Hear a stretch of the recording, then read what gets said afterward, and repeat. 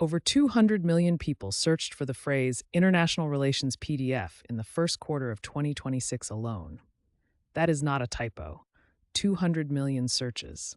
And the reason behind that number should genuinely unsettle you, because it reveals something massive happening beneath the surface of global politics that almost nobody in mainstream media is covering.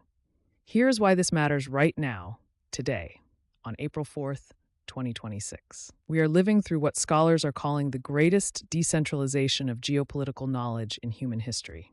Governments, think tanks, and intelligence agencies that once controlled the flow of strategic information are losing that monopoly. And the vehicle for this shift is absurdly simple.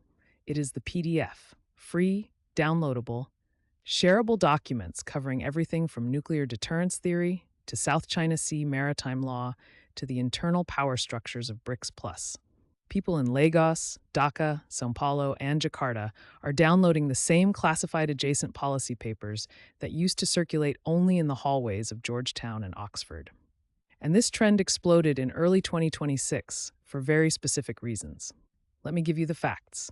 First, in January 2026, the Indian Ministry of External Affairs released a 340-page policy white paper on what it called multipolarity doctrine as a free PDF. It was downloaded 14 million times in its first week, making it the most accessed government foreign policy document in history. Second, the African Union published its Continental Security Framework in February 2026, a 280-page PDF that was translated into 23 languages by volunteer networks within 11 days.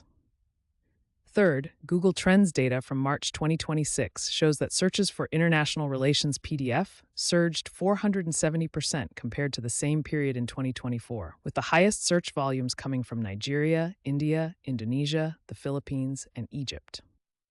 Fourth, Telegram channels dedicated to sharing geopolitical PDFs grew from roughly 1,200 active groups in mid-2025 to over 9,400 by March 2026.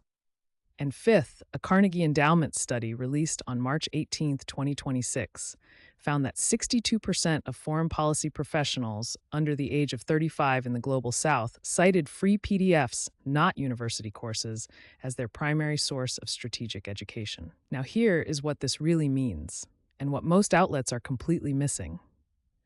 The traditional pipeline for geopolitical thinking has always flowed in one direction.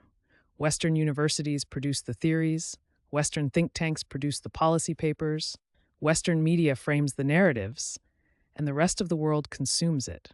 That pipeline is breaking apart right now in real time. When a student in Nairobi downloads the same Rand Corporation report that a Pentagon analyst reads and then cross-references it with a Chinese Academy of Social Sciences white paper on Belt and Road debt restructuring, something fundamental changes.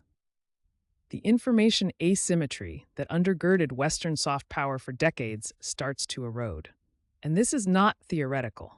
In March 2026, Indonesia's foreign minister explicitly referenced 3 publicly available PDFs during a press conference explaining why Jakarta was renegotiating its defense cooperation agreement with Australia.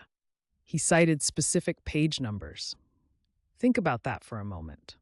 A sitting foreign minister building public arguments using open-source documents that anyone on the planet can verify in real time. This is also creating a massive headache for intelligence agencies. The CIA's Open Source Enterprise Division reportedly flagged in a February 2026 internal memo, later leaked to The Intercept, that the proliferation of high-quality geopolitical analysis in PDF form was making it significantly harder to control strategic narratives in target countries. When your population has access to the same raw information that your adversary's analysts use, propaganda becomes exponentially more difficult.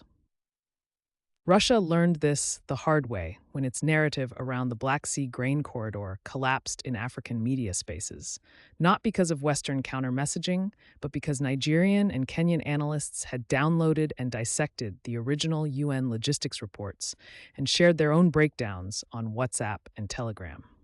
Now here is the wild card that nobody is talking about.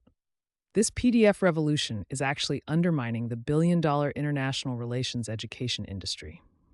Tuition for a master's degree in international relations at Johns Hopkins SAIS costs $78,000 per year as of 2026. A full degree runs you over $156,000. Meanwhile, the entire corpus of foundational IR theory, from Mearsheimer to Wendt to Acharya, is now available for free in PDF form across dozens of open access libraries. The Brookings